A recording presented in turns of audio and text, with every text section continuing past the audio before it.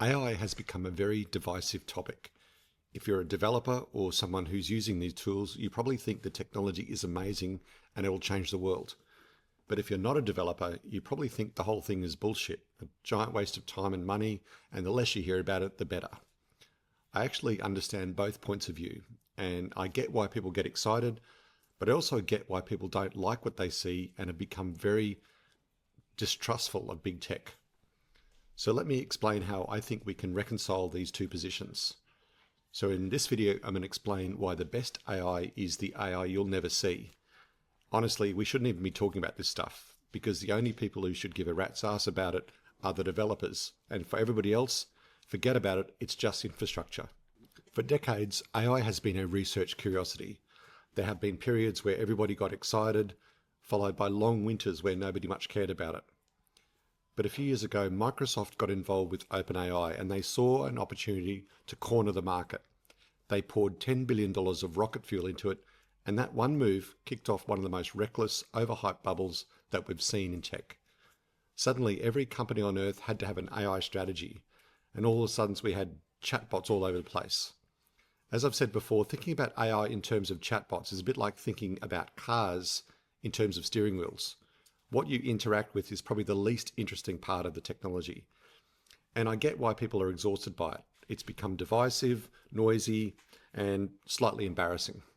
Half the room thinks it's going to change everything, and the half the room thinks it's slop and it's going to make the world even more shittier than it already is.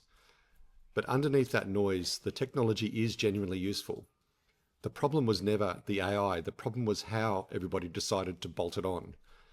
Because the way it's been sold to business is basically, here's a chatbot, tell your staff to use it, send data to the cloud and pay for the tokens forever. That's actually their business model, and it's bullshit because they're demanding people change the way they work, and then when it doesn't get value, the tech companies blame the user. Can you imagine what Steve Jobs would have said about that? Do you think he'd be loving what's happening right now? So we said, no, we're not going to allow this. This is violating our privacy policies and it's pissing us off. Because if you actually run a business, you know that the human is the most important asset you've got.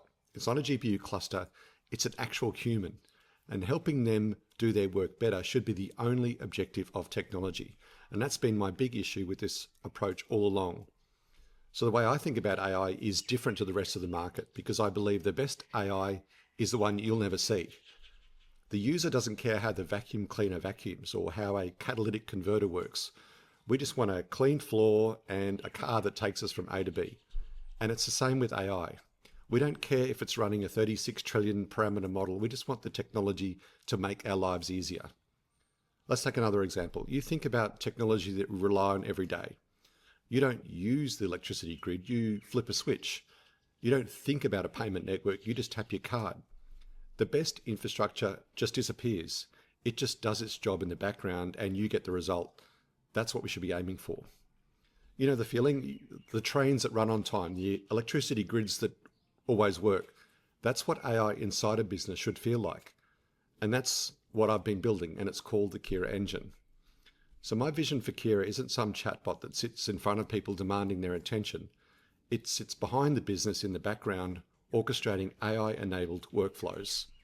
That means your team keeps working the way that they already work. They use the same tools, the same processes, the same screens they already know. But the Kiraa engine is the layer underneath that handles the heavy lifting. The AI is doing the real work, loading, checking, validating, reviewing, and then generating the content that's actually useful. Let me show you what I mean, because it's actually easier to see than describe. Here's an example of a workflow running right now. Somebody here has just requested some analytics. The Kiraa engine picks that up, processes the information, and lets them know when it's done. To the user, it just looks like a normal process, the thing that they would normally do, and they get the result that they need. In fact, most users will never even know that the Kiraa engine is running inside their business. They just know that they've got access to everything they need to do their job. But beneath, Kiraa is coordinating the whole thing. Humans are the subject matter experts who decide what steps need intelligence and which steps don't, not agents. The Kiraa engine is routing that work and applying the AI exactly where it needs to add value, keeping everything inside the business's own environment. The end user just gets the outcome. They never have to think about the machinery, and nor should they have to. So while the rest of the industry is busy setting money on fire and bolting chatbots on everything that moves, I'm building the opposite. I'm building the AI that sits on a box in the corner of the room, working away forever, using nothing more than your electricity. That's why I believe the best kind of AI isn't the one that shouts or is in your face all the time. It's the one that you never even see. That's Kiraa. I'm Dr. Errol Brandt, the founder of Kiraa. If you enjoy my content, please like and subscribe, and feel free to connect with me on LinkedIn. Please also share your thoughts in the comments below. Thanks again for watching, and I'll see you in the next one.